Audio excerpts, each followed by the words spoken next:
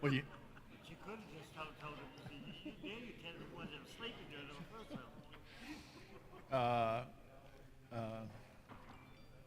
Albert this morning told me, he said, you preached that sermon a couple of weeks ago on, I know, that's okay, they can hear you. He said, you preached that sermon. He said, I went out to Pleasant Hill and he's preaching the same thing. He said, I guess the Lord's trying to tell me something.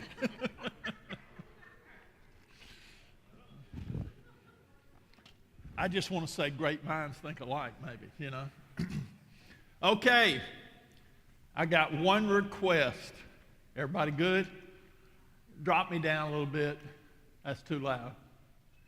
I know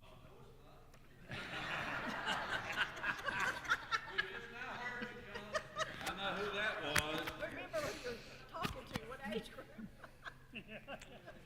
But this is the reason, this is the reason I'm going to say this. This is a class, and I don't teach back there. I teach up here. Do you know what I'm fixing to say? Well, before I say it, go ahead and move up.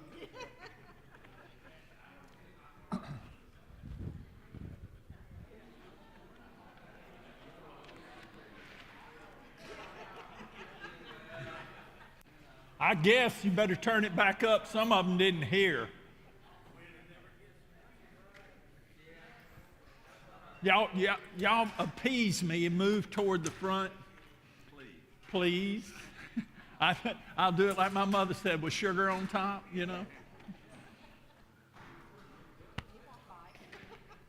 I haven't yet. All right, I'm going to need some help.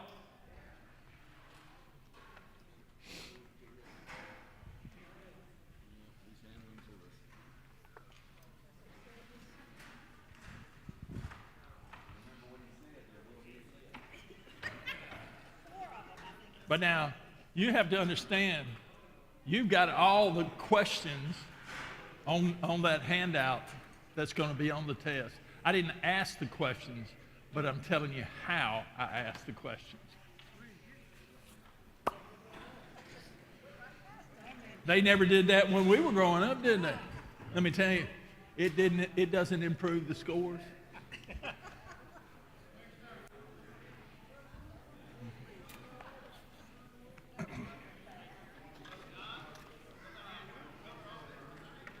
Just tonight. No, this is probably 3 weeks of material. Okay.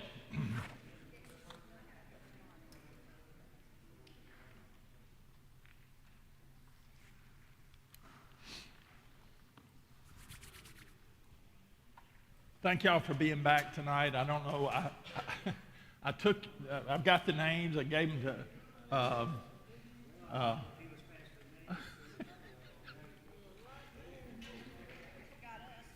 Got it. You got any extra, Eddie? Okay. Who needs a copy? Everybody needs their own copy. Everybody got one? Okay.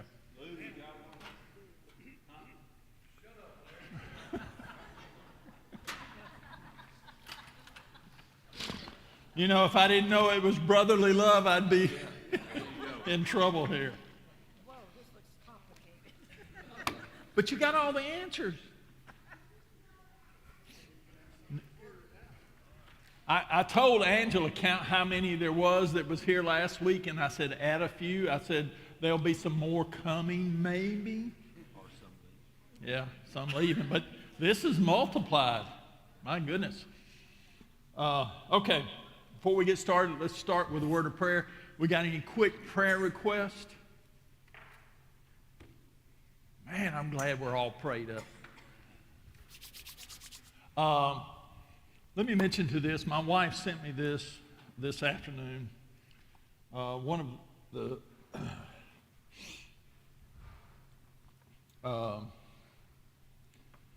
Angie Boydston, who works at the Baptist building, She was in a terrible car accident Sunday night. She was on her way home.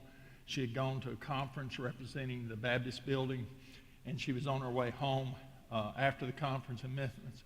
She had a head-on collision. The other driver was in the wrong lane, and she broke her ankle, had 2 surgeries this week, long recovery ahead of her. Wanted us to add her to the prayer list. So I'm mentioning that so as we get started tonight, Angie Boydston, she is your preschool and children's ministry consultant down at the Baptist building in Jackson, okay? And so I just wanted to mention that so you could be praying. And if there's nothing else, let's go to the Lord in prayer, shall we? Heavenly Father, we thank you for this blessed day that you've given to us. And Father, it looks like we're going to receive some rain and nourishment from the heavens above for the earth. But I just pray tonight we'll glean some insight about your word, and I pray that you will teach us and instruct us and help us move forward and learn just a little bit more about who you are. Father, I want to pray for Angie personally. I just lift her up to you, and I pray that our church will lift her up as well. And I just pray for a quick recovery. It's never easy to have to go through something like that. But I lift it up to you and pray for your protection and healing upon her right now. It's in your Son's name that we pray. Amen. All right. Everybody got a copy. So here we are. What kind of questions on tests do you like? I always ask this. What's the kind of questions? Some of you have been out of school a couple of days, but multiple choice. You know what? We got multiple choice on that test. Don't give me an essay. I have short answers. You know what you have to tell me? I call them identifies. You have to tell me 2 things about the identify, okay? Not 1, 2 things, okay? What other kinds of questions you like? True, false. We've got true, false on there. What other kind of questions you like? And there's some people saying, why did he say that? The answers are on that sheet in the color. All right. We've got matching. How many like matching? Now, they didn't have this when I had fill in the blank. How many like fill in the blank? Look like nobody. You know what they got these days? They call it a word bank. That means you put the answers up there in the word bank and you get to pull from it and put it in the fill in the blank. Here's the only problem. I didn't think that was very fair. So I added a couple of extra words up there just for encouragement's sake. Y'all know what I mean?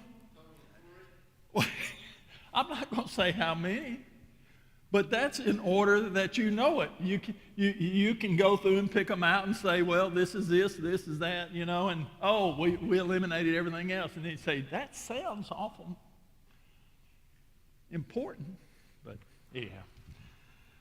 What else? Multiple choice, fill in the blank, true, false, identify, and matching. Y'all like discussion questions? Let me explain why I don't do that. No. No. I don't want to read them things and grade them. There's the honest truth. And, you know, most of the professors have graders. You know who grades mine as an adjunct? Me. And when you have 50 students in your class, that takes me a long time to grade those things. And so you might learn this about the test. My true, false, or my matching, I have a section one time in the second test that does Matthew and Luke, and you have to tell me out of those 2 scriptures, Matthew is A, Luke is B. And it could go something like this. B-A-A-B, B-A-A-B, B-A.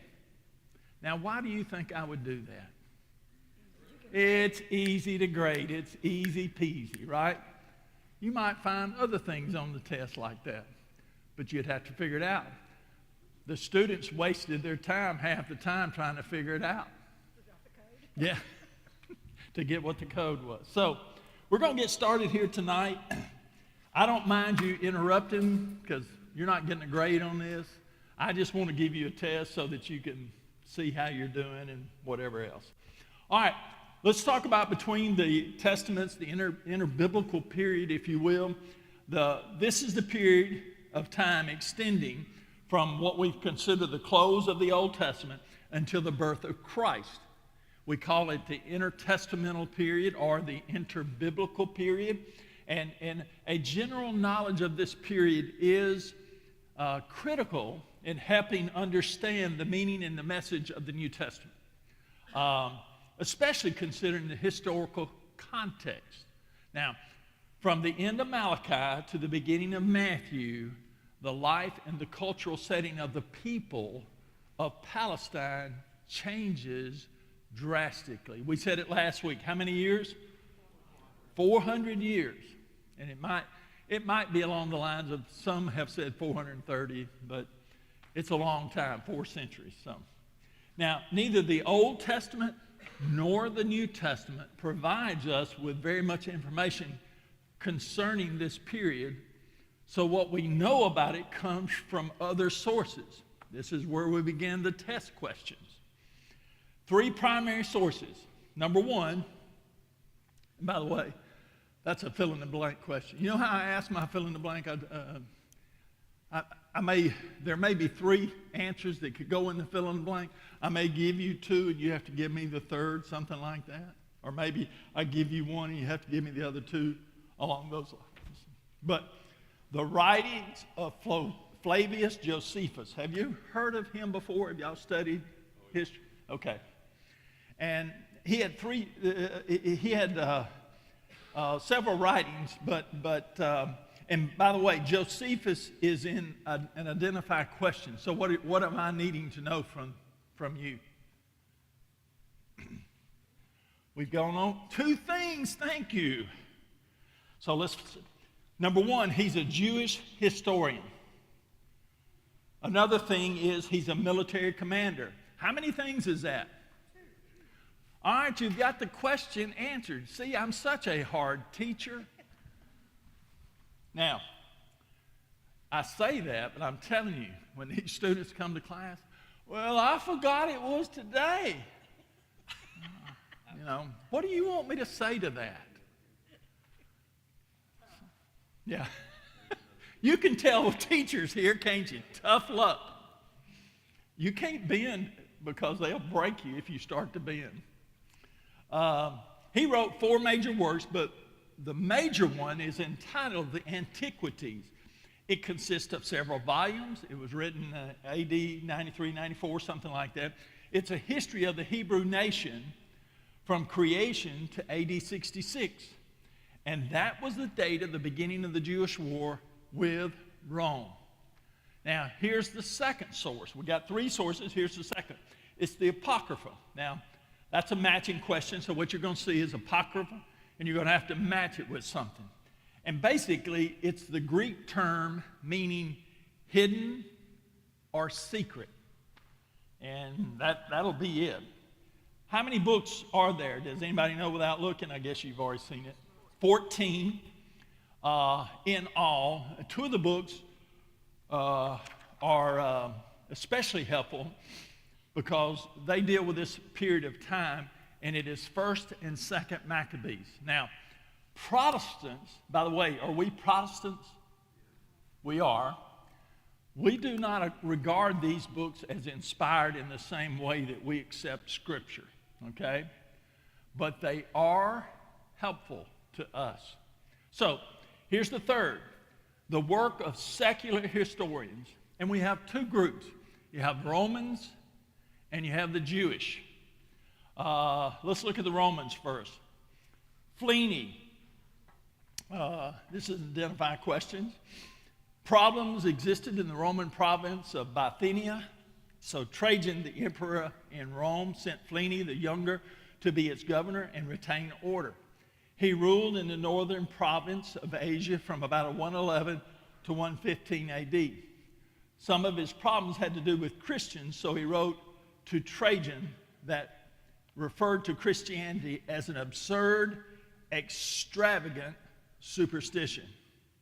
He stated that on a certain day, Christians would assemble before daylight and address prayer to Christ as they would as if it were to a god. It does not give more information about Christ himself. But you're beginning to see how some of this is piecing things together. Secular people are recognized that the Christ was real, okay? That tells us this is not a false thing. It actually happened. Tacitus B, it's a Roman historian. There's not a whole lot to that. I think I've written most of that out for you, but I do want to call your attention to this. He called Christianity a deadly what? Superstition. He described how Christianity was checked out first, but later they broke out in Judea and then went into Rome. Suetonius B, this is a friend of Pliny. He published the lives of the 12 Caesars in about 12 AD. He was kind of more of a writer and a reporter. Mentions Christianity twice in his writings on Nero and about Claudius. About the latter, he talks about the punishment inflicted on this new and what superstition? Wicked superstition. So you begin to see here that one called it an extravagant superstition, one was a deadly superstition, and another said what? New and wicked superstition. So did Christianity have a lot to overcome when it began? It had a whole lot to overcome. And we're grateful that we have it today. Let's talk about the Jewish sources. Flavius Josephus, we talked about that earlier, the same identifier question. He referred to Jesus twice in his Antiquities. There's the quote from him that you can read through there if you want. I'm not going to go over that. Josephus was not a believer, but a Jewish author, although he was considered a renegade to Judaism by the Jews. He is the earliest non-Christian writer to make a statement that verified the historicity of Jesus Christ. That's pretty significant, y'all. The other source is the Babylonian Talmud. There was also a Palestinian Talmud, but the Babylonian Talmud is one that bears witness to the historical fact of Jesus' life and ministry. Then you get into the Palestinian version, and it contains Jewish traditions brought together to supplement the Hebrew scriptures. The Babylonian version contains at least a half dozen references to Jesus. That's important. By the way, now, if you're a history buff, you may be loving this stuff. If you're not a history buff, you're believing like, why did I come to this class? Well, let me interject here real quickly. From my perspective, and I had to begin to learn how to appreciate history because I had to deal with it all the time with Jesus. This is not my approach. I like when we get beyond this test material because it gets into the other stuff. And you will get there, just be patient with us. Okay, so let's talk about the divisions of the interbiblical period. Does everybody see where I'm at? Any questions? Okay. During the time between the Old Testament and the New Testament, the Jewish people were under 4 distinct governments. Now, they were under Persian sovereignty. They were under the Greek control, and you can see the dates that are listed there beside it. They had Hebrew independence, or another term for that is the Maccabean Revolt or dynasty. That was from 167 to 63 BC. And then you have the Roman domination. It existed from 63 all the way into AD 70. That is the destruction of Jerusalem. Now, let's talk about Palestine under Persian control. You had the northern kingdom of Israel, it had fallen to Assyria in 722. And with the fall of Samaria, Assyria's domination was followed then by the Babylonian militarism. Nineveh, the capital of Assyria, fell to whom? Nebuchadnezzar in 612. And the nation of Judah couldn't resist Babylon and surrendered with the fall of Jerusalem in 587 what? BC. Many were exiled to Babylon.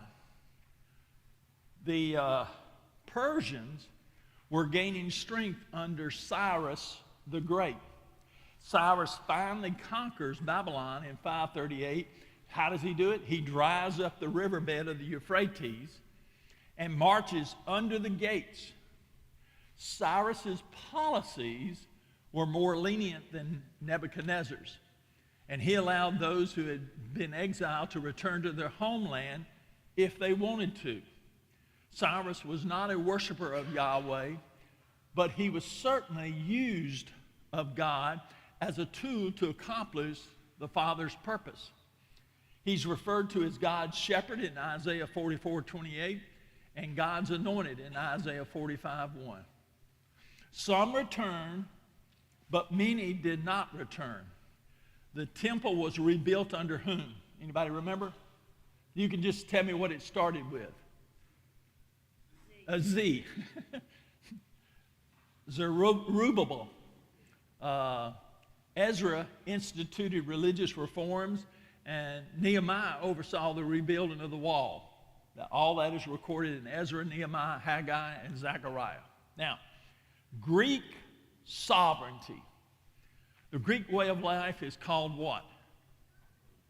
Hellenism. This is pretty significant, y'all, because listen, this way of life, it affected the arts, it affected the philosophy, it affected the education, it affected the architecture, it affected the literature, sports, and virtually every area of life it affected. Now, Socrates, Plato, and Aristotle influenced this time.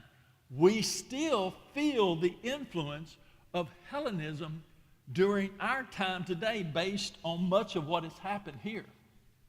Now, during this time, Philip II was king of Macedonia. It was just a Greek state, and he built Macedon into a strong military state. He was successful in forming a league of Greek states, and he prepared the way for his son. Who is his son? Who? Alexander the Great. Alexander's mother was what?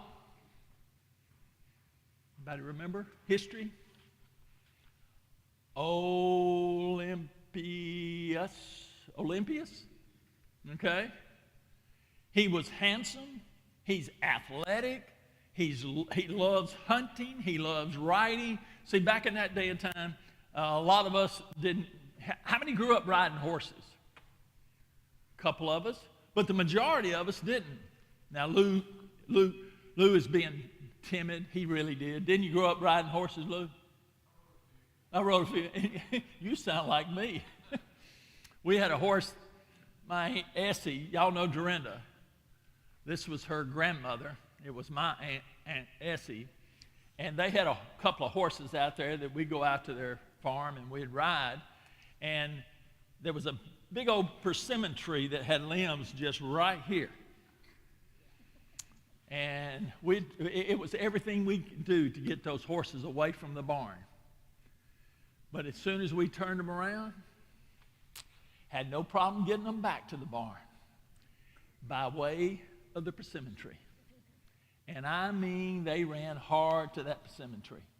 They knew what they were doing, and they intended for us not to stay on them.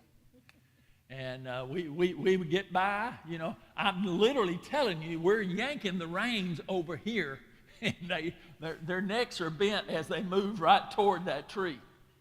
You think they didn't know what they were doing? Anyhow, riding was one of the elements that he loved doing. Okay, so When he was 14, he was personally tutored by Aristotle. Alexander is said to have memorized Homer's Iliad, and he looked to Achilles as his model. Now, at the death of Philip, at what age was Alexander? 20. That's a test question. Do you think that's a hard test question? I just told you the answer, didn't you? You would be surprised at how many missed that on the test.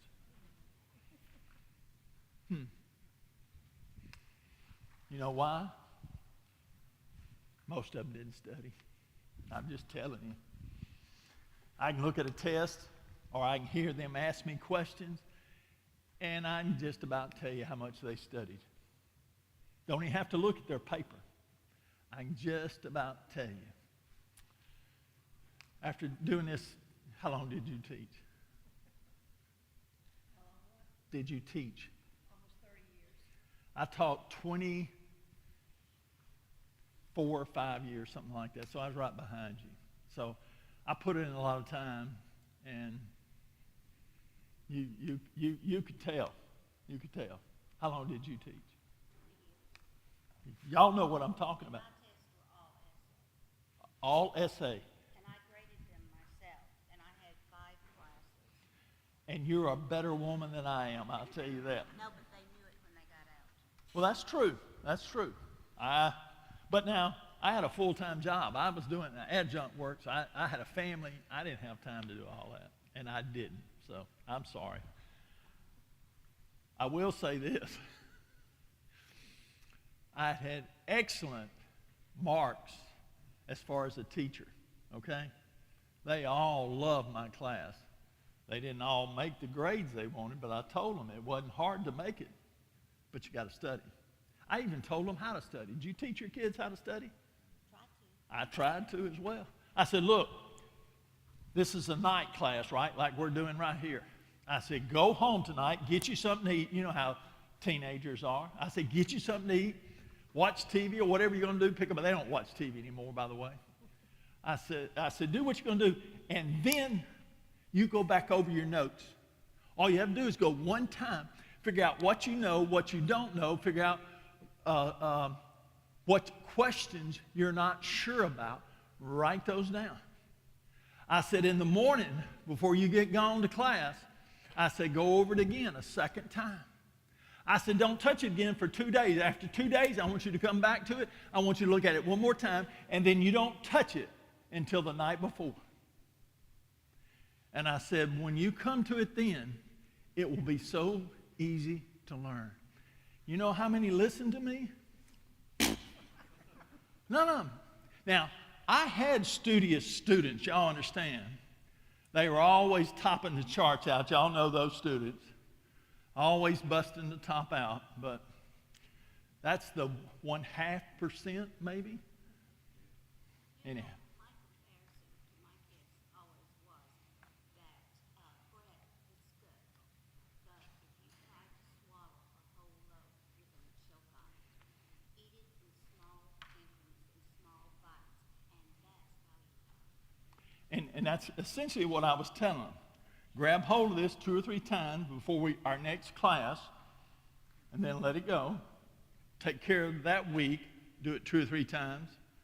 And the next week, 2 or 3 times. And then when you get ready to take the test, go over everything. But guess what you've had by then? A really good familiarization. Did I say that right? I spit it out, sort of. And anyhow. Okay. So he's 20. He defeated the Persians in 334 BC, then conquered Tyre. Tyre was on an island, so he built a causeway out to it. How many know another causeway? New Orleans, there's a causeway, right? So he later captured Gaza, marched into Egypt. They welcomed him with open arms. He built the city of Alexandria, which would later become a center of world commerce and learning. He then controlled Syria and Egypt. So he turned eastward in about 331 BC. He had an enormous army, and once again, he met the Persians east of the Tigris River. They defeated the Persians. Babylon also gave in to the might of Alexander. He entered India in about 327. He wanted to unite Asia and Europe to bring together the best of the East and the best of the West, spreading Hellenism all the while. Now, although Alexander could master the conquest of people, he could not master himself. He drank himself in excess. In 323, he died of malaria fever in Babylon, only 11 years after starting his military conquest, making him what? 32 years of age. So, what do you do with an empire this big? Well, he wasn't old enough to have any successors to succeed him. So his vast kingdom was divided how many ways? 4 ways. He had 4 major generals, and they all received a portion of his empire. You had Ptolemy, who got Egypt and southern Syria, Cassandra, who got Greece and Macedonia, and Tigranes got western Babylonia and northern Syria, and Lysimachus got western Asia and Thrace. Now, after some changing of hands and volleying some things here, Seleucus I took over the territory of Antigonus and Lysimachus. And for the most part, Egypt rested in the hands of the Ptolemies and Syria in the hands of the Seleucids, okay? The Jews were sandwiched in between those 2 areas. And if you had a map, you've got the area up here, the area down here near Egypt, and then in between you got Palestine, and they're sandwiched in between. You know what both those countries wanted? They wanted control over that area there. And so there was a lot of fighting going on to try to do that. It begins with the Ptolemies. When Alexander died in 323, the Jews were under the rule of the Ptolemies. Jerusalem changed hands many times during the next quarter of a century. And for the most part, the Jews were ruled by the Ptolemies from 323 down to 198 BC. This period was marked basically by peace, security. The rulers had a lenient attitude toward their subjects. And then we have what we call the LXX. What is the LXX? 70. What is it? What is the name of it for biblical purposes? Septuagint, wasn't it? Why was it called Septuagint, or why did they use LXX? I think they had like 72 scribes, and they rounded it off to 70. And so it was called the Septuagint. The Jews in Alexandria and other areas had ceased to speak their native tongue. And so by this time, because of Hellenism, they began to speak Greek. And so that's why we have the Greek New Testament. The Greek translation of the Old Testament is known as LXX or the Septuagint. Now, the word literally means 70. The Septuagint was the Bible of the early Greek-speaking Christians from the Old Testament. Rather than translate the Hebrew, what did they do? They would just quote the Septuagint. Now, even today, the Septuagint helps understand the meaning and the context of words that are found in the Old Testament. It helps us, it really does, that are used even into the New Testament. Now, let's talk about the Seleucids. When did they rule? 198 to 167. So, control of Palestine by the Ptolemies came to an end in 198.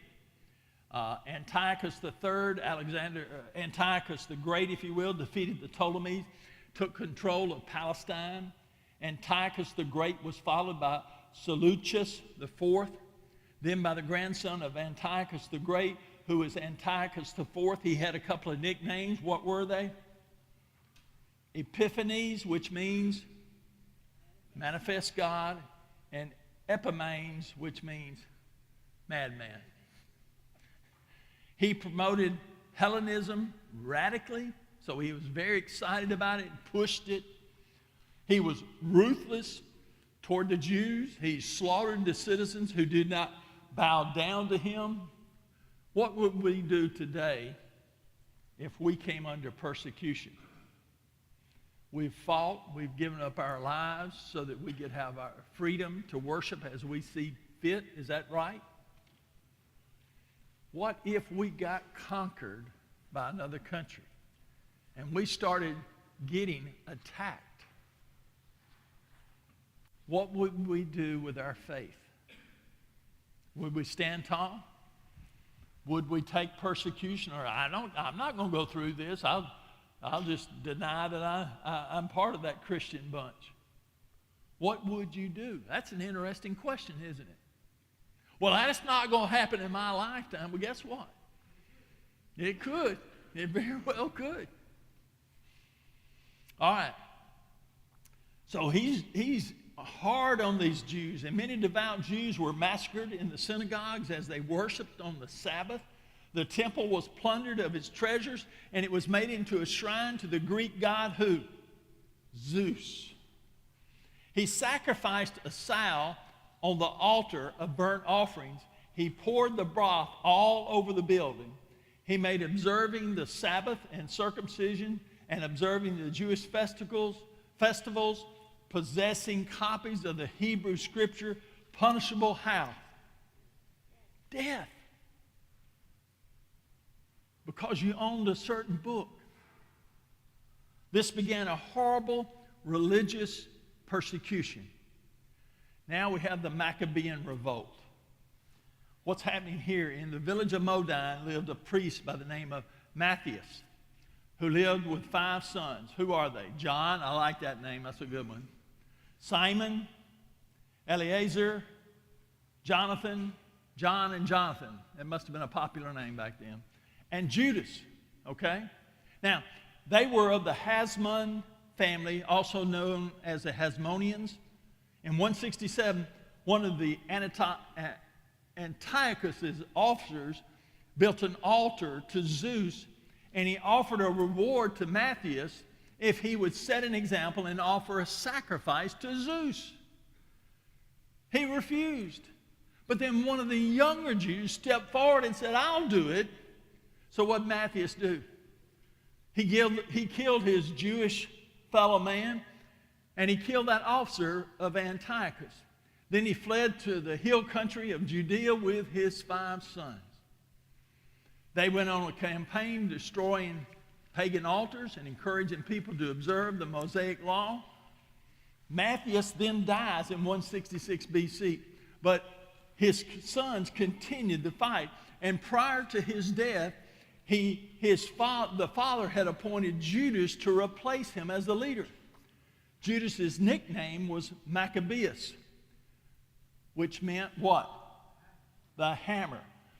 If I put Judas up there and Maccabeus, or maybe Maccabeus, and you were to match it with something, what would it be? The hammer. Y'all, how hard is that? Let me tell you how hard it is. You don't study, it becomes real hard.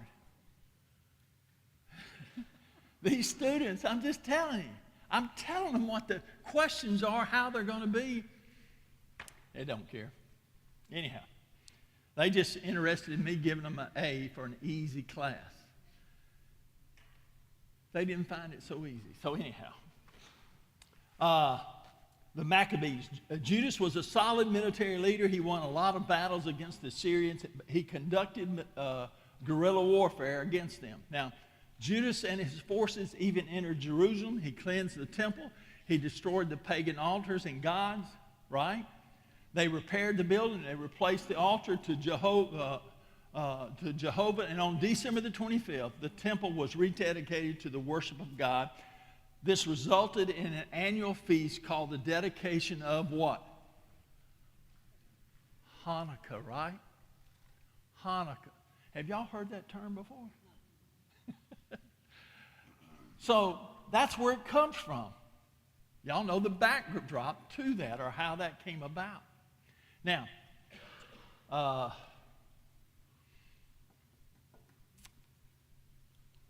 political independence. Judas continued to wage war on the enemies and all those who befriended the Syrians, the Philistines, the Idumeans, the Ammonites, the Gentile forces in Galilee, and Gilead. Some Jews were not as aggressive as Judas. They wanted to be satisfied with what they had achieved, but Judas wanted to continue to extend the territory, push out, you know. And it began as a quest for religious liberty, but was not a struggle for political freedom. Judas finally is murdered on the battlefield. His brother Jonathan takes over. Jonathan was murdered by a Syrian general by the name of Trypho. And Simon took Jonathan's place. But one other brother died. Do y'all know how? I asked this in class. I said, I'll give you 10 points if you can tell me. You know what those slick ones do? They open their phones and start looking it up. Most of them can't find it. But of all things, I said, well, he was killed by some kind of, was it a lion? No, it wasn't a lion.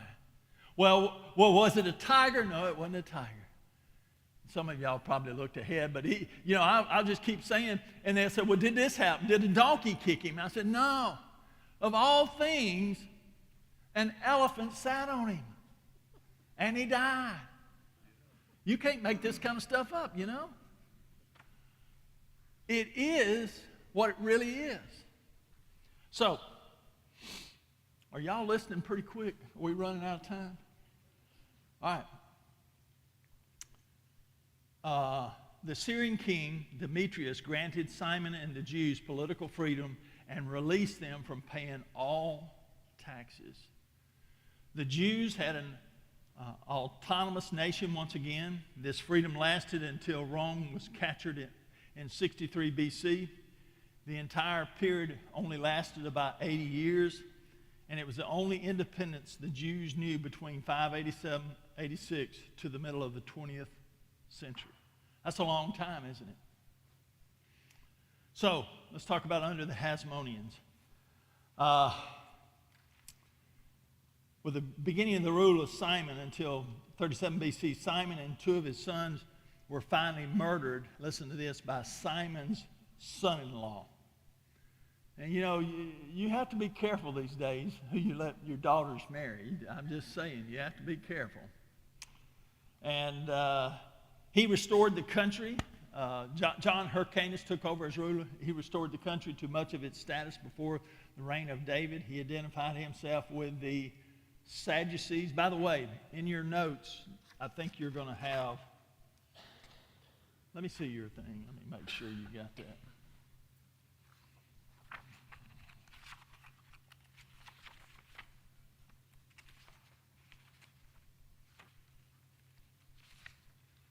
Yes, you have it in there. We're going to talk about like the Pharisees, the Sadducees, the Essenes, and so forth like that. We won't get to it tonight, but anyhow. All right, so he identified with the Sadducees. After Hyrcanus died, his son Aristobulus finally ended up ruler briefly. But after he died, Alexander Janus, another son of John Hyrcanus, took over for a lengthy rule. He punished many of his fellow Jews by opposing their expansion and opposed the Pharisees since he was a Sadducee. Now, at the death of Alexander Janus, his wife, Salome Alexandra, ruled. She ruled for about 7 years or whatever it was, and she favored the Pharisees and treated the Sadducees harshly. I wonder what these marriages were like at home, right? One was a Pharisee, one was a Sadducee, and they bitterly hated each other. What you have at this point is general unrest, competing for power, and due to the turmoil that's found in Palestine, Rome intervened. They're conquered by Rome in 63 BC. This kind of ends the Hasmonean line. In the latter years, it was dominated by Roman imperialism. They were successful temporarily for restoring the autonomy of Israel. combining religious and political authority. All right, let's talk about the Roman domination. And that's all we're going to be able to talk about tonight. Guess where we're going to get to? Oh, Herod the Great. That's where we're going to stop. Roman territory had been expanding since 753. It was the center of the mighty Roman Empire, and it stretched from the British Isles across Europe through the entire Mediterranean basin. It was eastward toward the Euphrates and the Black Sea. Its southern border, and people say, you know, you need to understand your Bible from map to map. Y'all know what I'm talking about? You know how the old Bibles used to have you open up the cover and it had a map on it and it told about Paul's travels or this travel or that kind of thing. This is a lot what that's talking about, and you can look in there from a geographical standpoint and learn some things about that. So, in 64 BC, Pompey conquered Syria, made it to a Roman province. 63, he added Judea, and the Jews came under Roman domination. Julius Caesar defeated Pompey in 48. He aligned himself with Cleopatra. You remember that? The young queen of what? Egypt. Caesar was murdered in 44 BC, and Octavius, and later named Augustus by the Senate. Do you know how he got his name? He was considered the August one, and that's how he became Augustus. So, under the leadership of Augustus, the empire flourished. He organized, he built wisely, he cleared the pirates from the seas. I wonder if he could do anything today. He made the Mediterranean safe for commerce. He established the Pax Romana. This is a test question. What does Pax Romana mean? 200 years of peace. Yeah, peace is what the reference to is. Peace of Rome. Some places worshiped him as Lord and God, but unlike Domitian, Augustus did not demand divine state. He reigned for how many years? 41 years. He headed the empire when Jesus was born. So the Romans continued the policies of Hellenization laid down by the Greeks. Local courts were permitted to decide their own cases, but they had to pay heavy taxes to Rome. And that is where we get to.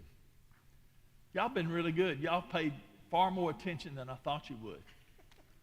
If you were sleeping under your eyes, you did better. You've got a real gift.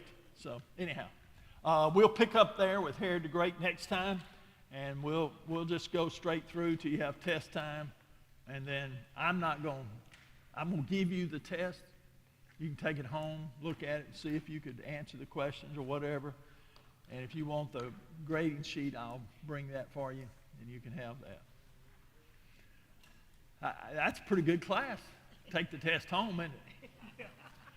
Y'all dismissed. God bless you. I need somebody to close us in a word of prayer. Who's going to do that? Who's my volunteer? Thank you, Lou.